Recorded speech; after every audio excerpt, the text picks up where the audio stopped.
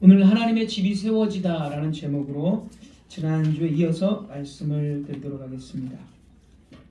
야곱은 하란으로 가는 길에서 하늘과 땅을 연결하는 사닥다리 이 환상을 꿈으로 봅니다. 이 환상에서 그는 하나님이 자신의 가정을 통해 장차 하나님의 집을 세우실 것을 알게 됩니다. 하란에 도착한 야곱은 환상대로 가정을 이루고 번성하며 하나님의 집, 곧 언약 공동체의 기초를 세워갑니다. 그 이후 야곱의 후손들인 이스라엘이 하나님의 집으로 세워졌고 성막과 성전을 통해서 하나님이 거하셨습니다. 그러나 죄로 인해 성전은 무너지고 이스라엘은 포로가 되었습니다. 그럼에도 하나님은 약속을 폐하지 않으시고 예수 그리스도를 보내셨습니다. 말씀이 육신이 되어 오신 예수님은 참된 하나님의 집이 되셨고 자신이 야곱의 사닥다리 곧 하늘과 땅을 잇는 유일한 길임을 밝히셨습니다. 예수님은 십자가와 부활을 통해 하늘을 잇는 길을 여신 후 성령을 보내심으로 하나님의 집인 교회를 온 땅 가운데 세우셨습니다. 야곱이 보았던 사닥다리는 예수 그리스도 안에서 완성되었고 예수 그리스도와 성령 안에서 세워진 교회가 이제 하나님의 집이며 또 하늘을 출입할 수 있는 통로가 된 것입니다.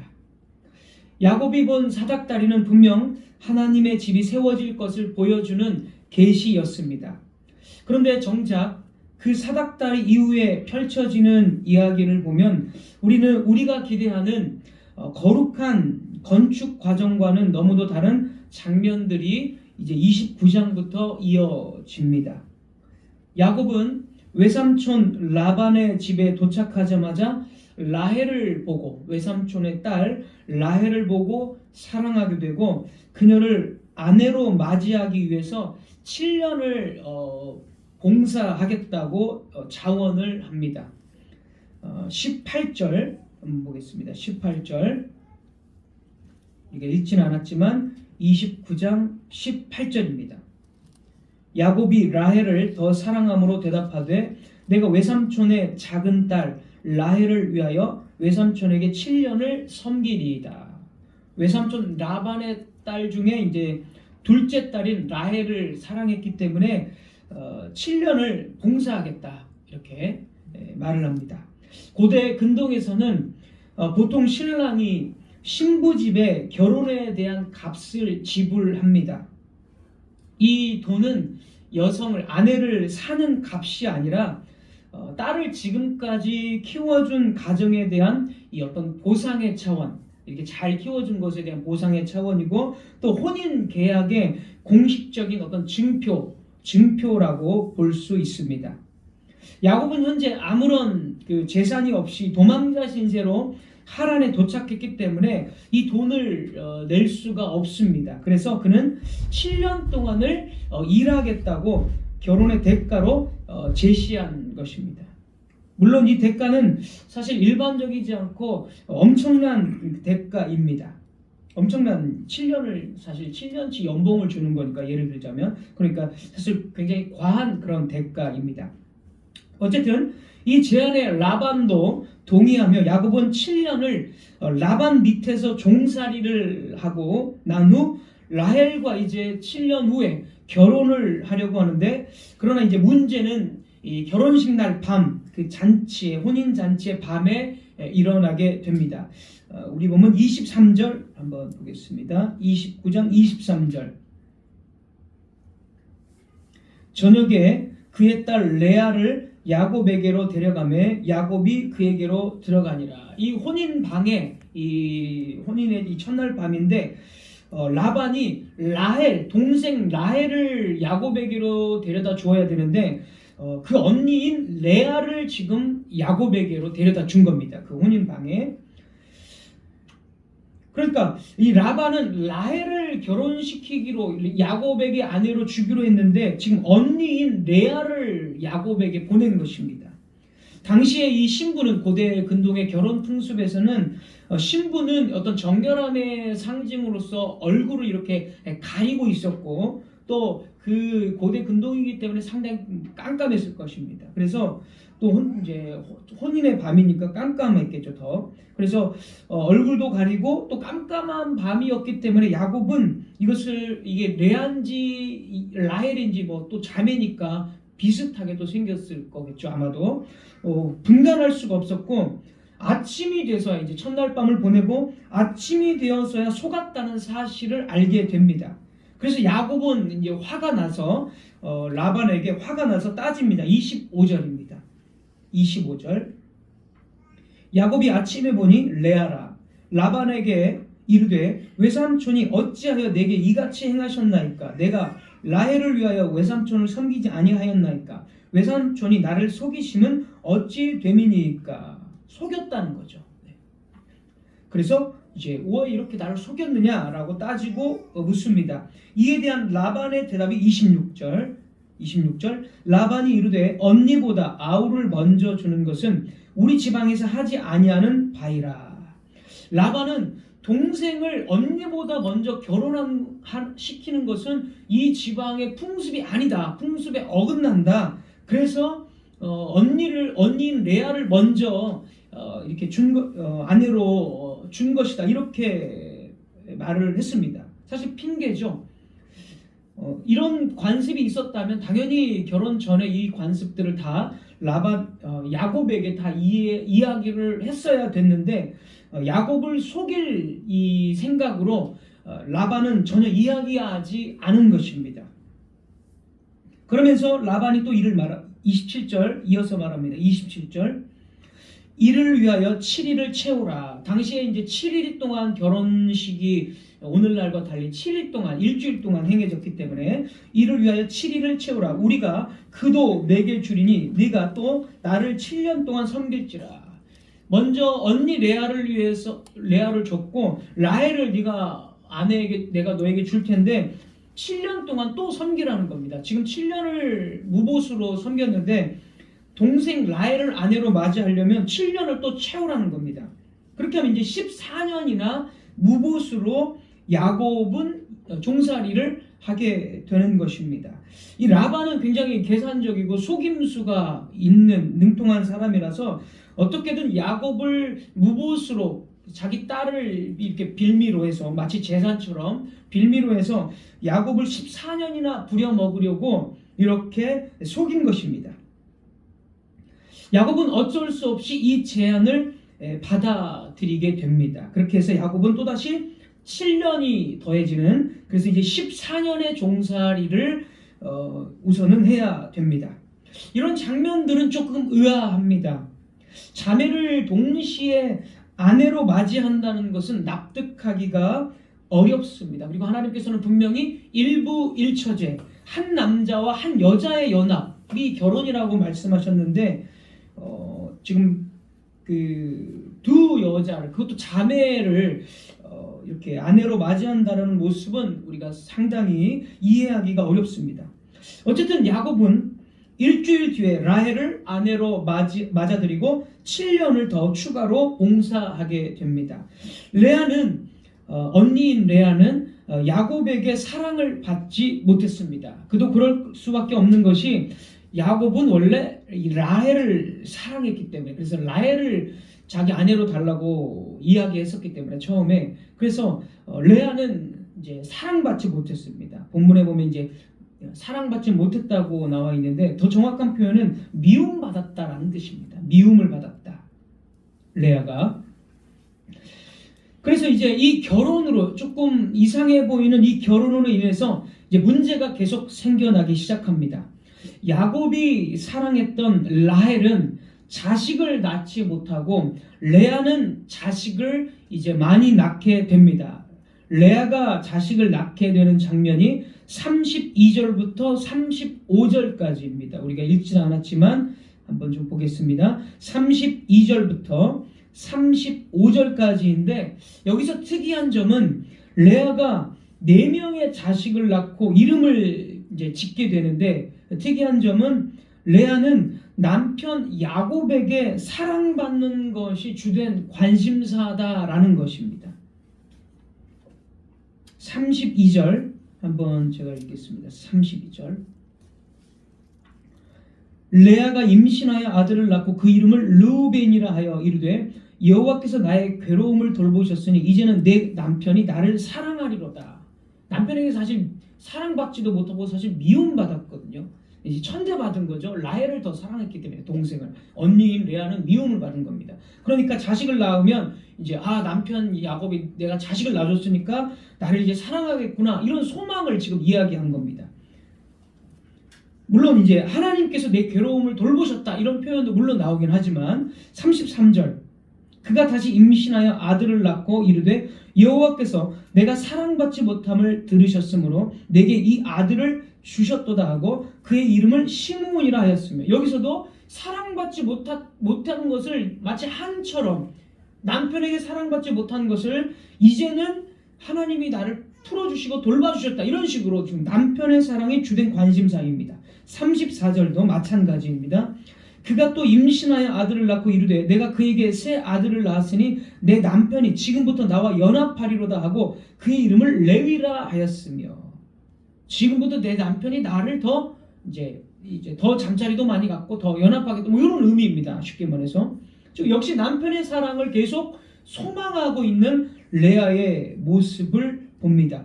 그러니까 이 레아의 관심은 하나님의 집을 세우는 것이 아니라 어떻게 하면 내가 남편의 사랑을 동생에게서 뺏어올까, 동생보다 더 남편의 사랑을 받을까, 이런 경쟁 심리로 지금 아들을 낳고 그런 표현을 하는 것입니다. 물론 여호와라는 고백은 있지만 주된 관심사는 계속 하나님의 집이 아니라 야곱의 사랑을 어떻게 더 받을까입니다.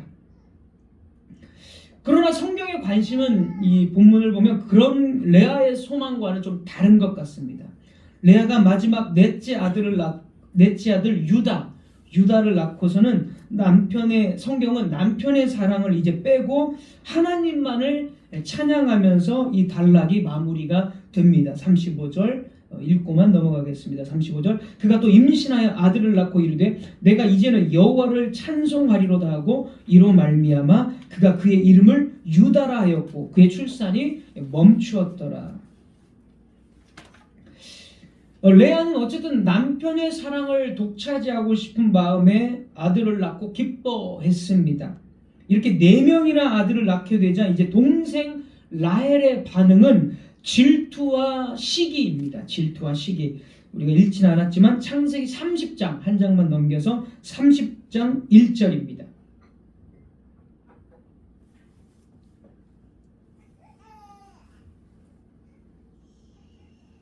30장 1절. 라헬이 자기가 야곱에게서 아들을 낳지 못함을 보고 그의 언니를 시기하여 야곱에게 이르되 내게 자식을 낳게 하라. 그렇지 아니하면 내가 죽겠노라. 내가 죽겠다 진짜. 억지 떼를 쓰는 거죠. 시기하면서. 그러나 이제 라헬이 자식을 낳지 못하는 이유가 분명하게 언급되는데요. 이어지는 야곱의 말입니다. 30장 2절 이어지는 야곱의 말. 야곱이 라헬에게 성을 내어 이르되, 화를 내면서 야곱이 이렇게 말합니다. 성을 내어 이르되 그대를 임신하게 못하게 하시는 이는 하나님이시다. 하나님이 라헬을 임신하지 못하게 했습니다. 다시 29장 31절로 한번 넘어와 보면 분명하게 또 기록됩니다. 29장 31절로 돌아옵니다. 다시 31절 여호와께서 레아가 사랑받지 못함을 보시고 그의 태를 여셨으나 라헬은 자녀가 없었더라. 레아의 출산은 하나님이 주셨기 때문이고 라헬이 출산하지 못하는 건 하나님이 태를 닫으셨기 때문이라고, 하나님이 원인입니다. 분명하게 하나님이 그렇게 하신 것입니다. 자, 그러나 라헬이 이런 상황 속에서 더 이제 그 경쟁심 때문에, 시기 때문에 이제 라헬은 시녀인 빌하, 여종이죠, 여종. 빌하를 야곱에게 주어서 이제 대리모죠, 대리모. 고대 근동에 이런 대리모들이 많이 있었기 때문에 대리모 이 빌하를 야곱에게 주어서 아들을 이제 낳게 됩니다. 그것을 보고 레아도 또 이제 경쟁심이 생겨서 자식을 낳고 싶어서 자기의 또 여종 실바, 이번에는 실바를 야곱에게 또 주어서 아들을 여종을 통해서 또 낳게 합니다. 나중에는 우리가 읽진 않았지만 나중에는 서로 더 아들을 낳으려고 음식을 놓고 경쟁하는, 음식값을 놓고 또 경쟁하는 모습을 보이기도 합니다. 그래서 계속 서로 시기 질투하고 경쟁하면서 야곱으로부터 자식을 낳게 됩니다. 그래서 29장 30장은 레아와 라헬이 자식을 낳기 위해서 서로 질투하고 투쟁하고 있는 모습입니다. 그리고 어찌됐건 야곱은 2명의 아내와 2명의 또 첩을, 여종을 통해서 12명의 아들을 낳게 됩니다. 12명의 아들, 딸도 1명 낳게 되고 12명의 아들을 낳습니다. 야곱의 12명의 아들의 이름이 제가 그냥 읽어드리겠습니다. 야곱의 12아들의 이름이 르우벤, 시므온, 레위, 유다, 단, 납달리, 갓, 아셀, 이사갈, 스불론, 요셉, 베냐민, 이렇게 12명이고 이 12명의 아들들이 28장에서 야곱이 28장에서 하나님의 집을 세울 것이라는 그 계시를 받았잖아요. 그 28장에서 말한 야곱의 가정을 하나님의 집으로 세운 것입니다. 28장에 그 계시가 있었고 29장 30장이 야곱의 가정이 하나님의 집으로 세워지는 과정을 보여준 것입니다. 그리고 이 야곱의 12아들들이 우리가 잘 알듯이 나중에 이스라엘의 12지파를 이루는 조상이 됩니다. 그래서 이스라엘의 12지파는 다 야곱의 아들들의 이름을 따서 르우벤 지파, 시므온 지파, 레위 지파, 유다 지파, 단 지파, 납달리 지파, 이런 식으로 되죠. 물론 이제 요셉 지파는 요셉 지파라고 하지 않고 요셉의 2 아들 므낫세와 에브라임 지파의 이름을 따서 각각 므낫세 지파, 에브라임 지파가 되지만 어쨌든 야곱의 12아들이 이스라엘의 12지파의 조상이 됩니다. 따라서 오늘 본문은 하나님의 집, 즉 이스라엘의 12지파의 기초를 놓고 있는 모습을 성경이 보여주고 있는 것입니다. 그런데 여러분, 이스라엘의 12지파, 하나님의 집인 이스라엘의 12지파를 형성하는 모습이 어떻습니까? 전혀 아름답거나 거룩하지 않다는 점입니다. 지금 야곱의 가정이 하나님의 집으로 세워지고 있고 이것이 구약의 교회의 모습이며 나중에 이스라엘 12지파를 구성하게 되지만 전혀 하나님의 집다운 모습이 보여지지 않다는 것입니다. 시기와 질투, 다시 말해서 인간의 이 타락한 본성이 지금 그대로 계속 드러나고 있습니다. 서로 사랑으로 하나 되는 모습이 아니라 비교하고 밀어내고 빼앗으며 자신을 증명하려는 그런 싸움 속에서 자녀들이 태어나고 있다는 것입니다. 그리고 야곱의 계획은 무엇이었습니까? 원래 야곱의 계획은 라헬과만 결혼하는 것이고 라헬과 결혼해서 라헬의 자식들을 낳는 것이 야곱의 계획이었습니다. 그래서 라헬을 아내로 달라고 이야기하는 거죠. 하지만 야곱의 사랑을 받는 라헬은 자식을 거의 못 낳습니다. 나중에 2명만 낳게 됩니다. 요셉과 베냐민. 물론 요셉이 이제 상당히 중요한 인물이긴 하지만 어쨌든 요셉과 베냐민 2명밖에 낳지 못합니다. 야곱이 사랑하는 라헬은. 반면에 야곱의 미움을 받은 레아는 6명의 아들과 딸 1명, 이렇게 7명의 자녀를 낳게 되는데 레아의 자녀들 중에 주목할 점은 이제 장자부터 쭉 낳게 되는데 레아의 자녀 중에 주목할 점은 레위와 유다입니다. 레위와 유다. 레위에는 우리가 잘 알듯이 출애굽기 가면 레위 지파라는 거룩한 제사장 지파죠. 성전과 성막을 에서 봉사할 수 있는 유일한 지파가 레위 지파입니다. 이 레위는 레위 지파의 조상이 되는 거죠. 그리고 이 레위의 후손으로 바로 모세가 태어납니다. 모세. 그러니까 레위 지파가 굉장히 중요한 거죠. 그 다음에 이제 주목할 아들이 유다입니다. 유다. 유다는 알다시피 왕가의 후손입니다. 왕가. 이제 유다를 통해서 유다의 후손으로 다윗이 태어나죠. 다윗과 솔로몬이 태어나고 그리고 다윗과 솔로몬의 후손으로 예수 그리스도가 탄생하게 됩니다. 그래서 유다 지파는 왕의 족보죠. 왕의 족보.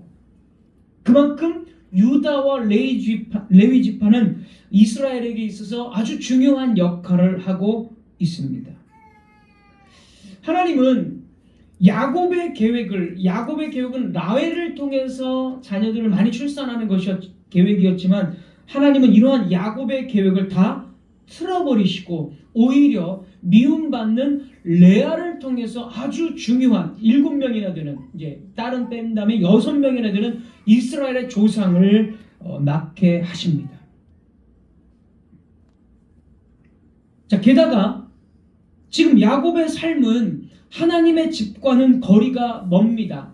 야곱은 언약을 가지고 약속을 붙들고 나온 언약의 후손으로서 사실은 언약의 후손이라면 사실 그 가정에 있어서 주인이어야 합니다. 주인.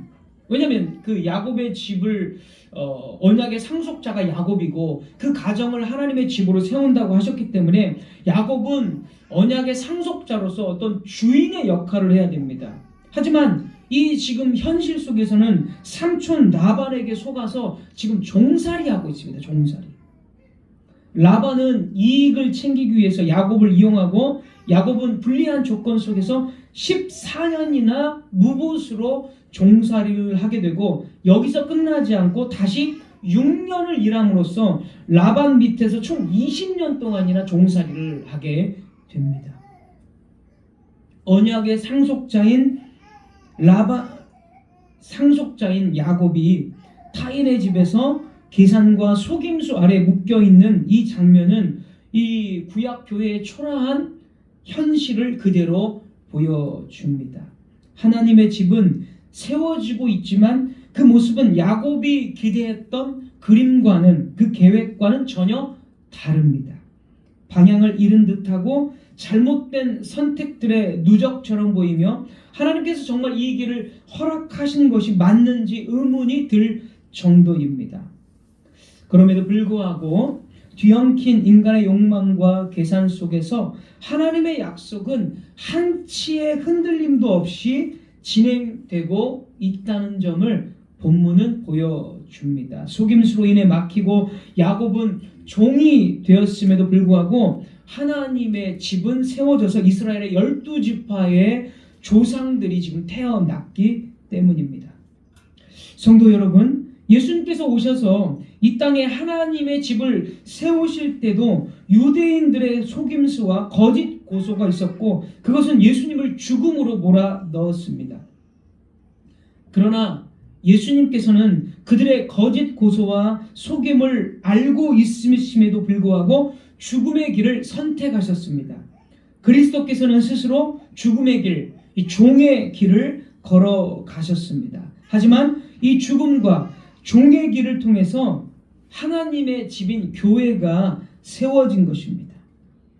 그러므로 이 하나님의 집은 사람의 계획에서 나온 결과물이 아닙니다. 야곱이 계산해서 설계한 집도 아니고 인간이 보기 좋게 정돈하여 세운 공동체도 아닙니다. 누구도 이 과정을 두고 자신의 선택이 옳았다고, 자신의 지혜가 결정적이었다고 자랑할 수 없습니다. 이스라엘도 마찬가지겠죠. 만약 이스라엘이 거룩해서 하나님의 선택을 받았다면 그들은 언젠가 자신을 자랑했을 것입니다. 그러나 하나님은 그렇게 하지 않으셨습니다. 그러니까 야곱의 집이 지금 시기와 질투 그리고 속임수 그리고 야곱의 계획대로 되지 않고 인간의 욕심으로 이루어진 것 같지만 이러한 속임수와 질투가 있을지라도 하나님은 절대로 그 약속을 취소하지 않고 하나님께서 말씀하신 대로 세워진다는 것. 하나님의 집이라는 것은 예수 그리스도도 마찬가지지만 하나님의 집이라는 것은 인간의 공로가 아니라 하나님의 신실하심에 의해서 세워진다는 것을 우리 창세기 29장 30장의 본문은 우리에게 말해주고 있는 것입니다. 예수님을 통해서도 역시 마찬가지고 예수님이 오셨을 때도 역시 인간의 속임수와 고소가 난무했지만 예수님은 종살이하러 이 땅 가운데 오셨지만 그것을 통해서 하나님의 집이 세워진다는 것 동일하게. 그래서 하나님의 집은 인간에 의해서가 아니라 하나님의 신실하심에 의해서 세워지고 있다는 것입니다. 인간의 속임수와 계산은 하나님의 집의 세워짐을 방해하지 못한다는 것입니다. 그리고 우리는 요한계시록 21장에서 완전히 드러난 하나님의 집, 즉 교회의 모습을 보게 됩니다. 이 교회의 모습에는 성벽문에 이스라엘의 12지파의 이름이 기록되어 있는 것을 보게 됩니다. 요한계시록 21장 12절입니다.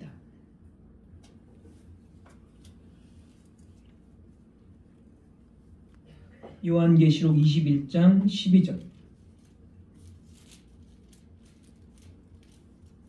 크고 높은 성곽이 있고 12문이 있는데 문에 12천사가 있고 그 문들 위에 이름을 썼으니 이스라엘 자손 12지파의 이름들이라.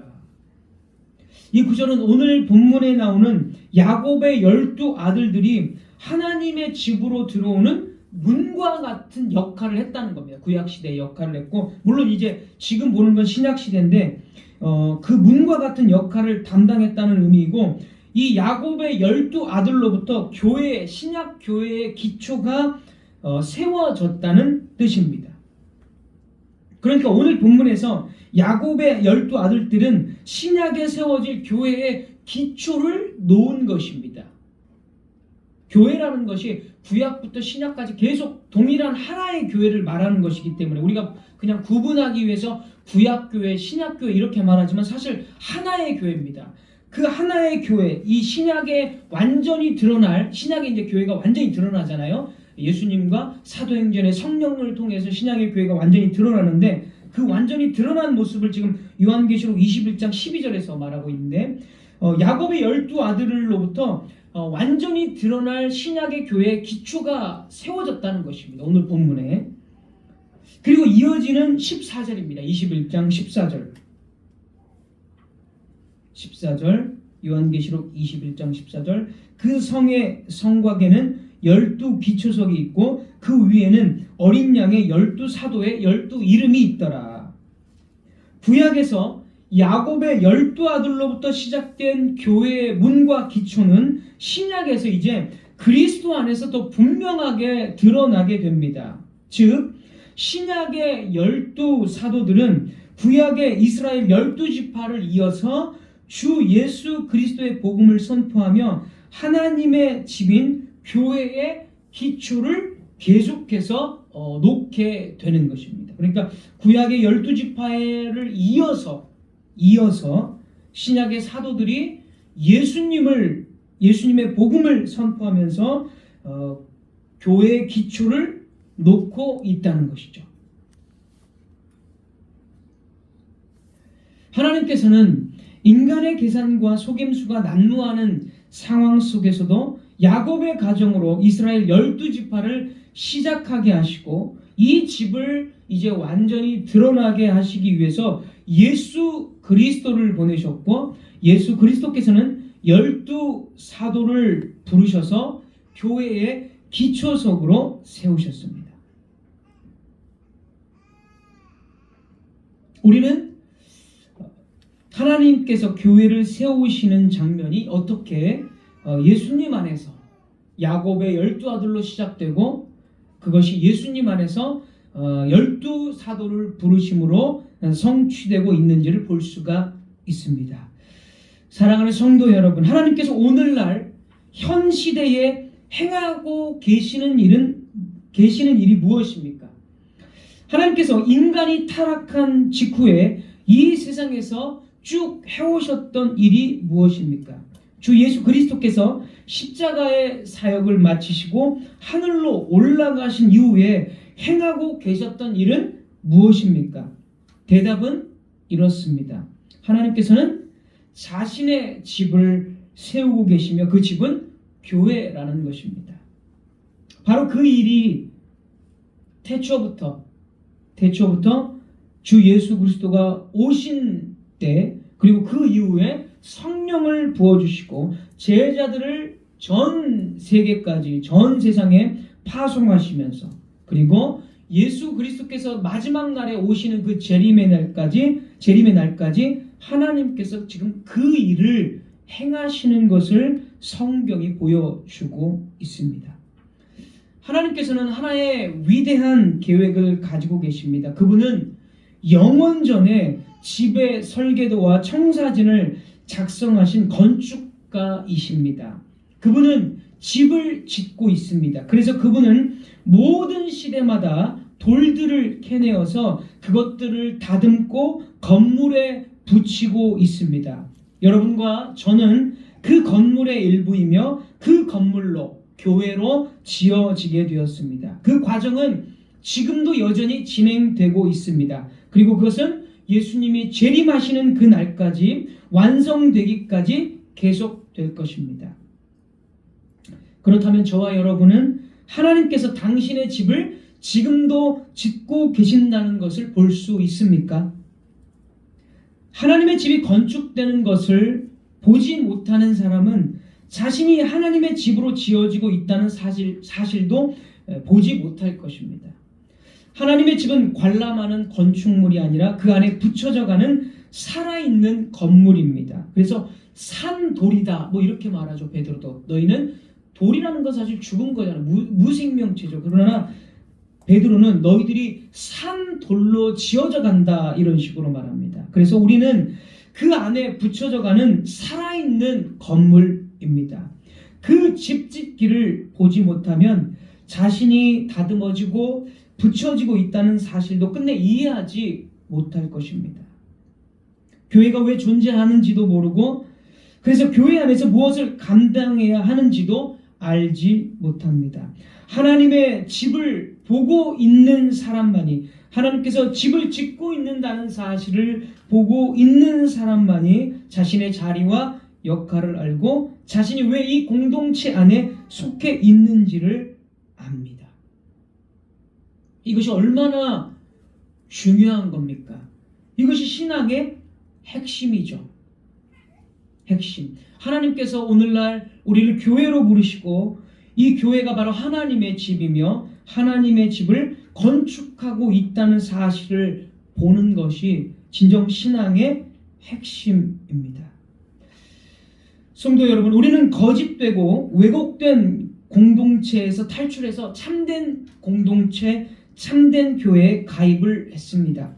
벨기에 신앙고백서 29조의 말씀대로 거짓된 교회를 떠나서 참된 교회로 이동하는 것은 모든 성도들의 의무입니다. 그러면 여기에서 여러분은 무엇을 봅니까? 이것이, 이렇게 하는 것이 하나님께서 당신의 집을 짓는 방식이라는 것을 볼 수 있습니까? 우리는 더 편한 공동체를 선택한 것이 아니라 하나님께서 당신의 집을 더 정결하게 세워가시는 역사 한가운데로 부르심을 받은 것입니다. 이 부르심을 이해하고 있습니까? 거짓에서의 떠남은 하나님께서 말씀과 성례와 권징으로 집을 구분하시고 다듬으시는 과정이며, 그 과정 속에서 성도들은 하나님의 집이 더 깨끗하고 더 올바르게 건축되는 것을 볼 수 있습니다. 이것을 보는 사람은 하나님께서 거짓된 집을 무너뜨리시고 떠나게 하심으로써 더 거룩하게 자신의 집을 짓는다는 사실을 깨닫게 됩니다. 오늘날 교회 안에는 속이는 자들, 자기 유익을 계산하는 자들, 신앙을 명분으로 관계를 이용하는 자들이 있습니다. 개혁교회 안에서도 계산하고 속이는 자들이 있습니다. 그런 자들이 참된 교회를 어지럽힙니다. 야곱의 가정 속에서도 그런 혼돈이 있었듯이 개혁교회 안에서도 그런 자들이 있습니다. 그럼에도 교회는 건축됩니까? 대답은 그렇다는 것입니다. 종살이 속에서도 속임수 속에서도 구약교회의 기초가 놓였듯이 오늘날의 거짓된 자들이 교회에 들어와 교회를 어지럽힐지라도 교회는 건설됩니다. 하나님의 집짓기는 악인들의 계략에도 멈추지 않습니다. 여러분은 그것을 볼 수 있어야 합니다. 하나님은 지금도 사람의 계산을 넘어 약속대로 자신의 집을 세우고 계십니다. 우리의 공동체를 더욱 정결하게, 더욱 참된 복음 위에, 더욱 그리스도의 몸답게 세우실 것이며 우리 한 사람 한 사람 역시 하나님의 집으로 더욱 다듬어지고 더 단단하게 그리스도께 붙어 있게 하실 것입니다. 그러므로 사랑하는 성도 여러분, 하나님께서 우리를 그렇게 세우실 것이라는 이 약속을 바라보십시오. 교회 안에서 일어나는 크고 작은 일들과 함께하는 지체들의 권면과 격려 속에서도 교회가 지어지고 자라나고 있다는 이 약속을 바라보십시오. 이 약속을 바라보지 못한다면 우리는 침체되거나 후퇴할 것입니다. 이 약속을 붙잡지 않는 사람은 이 교회가 참된 교회임에도 불구하고 냉소적인 구경꾼이 될 것이며 세상을 더 사랑하게 될 것입니다. 교회 안에 일어나는 모든 과정, 우리 교회가 지금 3년 6개월이 되었습니다. 이 3년 6개월 속에서 일어나는 모든 과정 속에서 그것이 좋은 일일 수도 있고 우리가 생각할 때 나쁜 일일 수도 있습니다. 그러나 우리가 생각할 때 좋은 일이든 나쁜 일이든 이 모든 과정은 모두 하나님의 집을 짓는 과정이라는 것. 교회는 이 모든 과정들을 통과해서 더욱 거룩하게 지어져 간다는 사실을 우리는 반드시 보아야 합니다. 말씀을 맺겠습니다. 우리는 교회 안의 현실을 핑계 삼아 하나님의 집 짓기를 유보하고 발을 빼는 사람들이 아니라 오히려 말씀을 붙들고 교회를 세워가야 하는 사람들입니다. 누군가는 계산할지라도 우리는 약속을 신뢰해야 하고 누군가는 자기 몫을 챙길지라도 우리는 자신을 하나님께 내어드리며 누군가는 교회를 이용할지라도 우리는 교회를 사랑하는 자로 남아야 합니다. 왜냐하면 하나님께서는 우리를 개인적인 구원만 받게 하시기 위해서 부르신 것이 아니라 교회의 건축가로 부르셨기 때문입니다. 기도하겠습니다.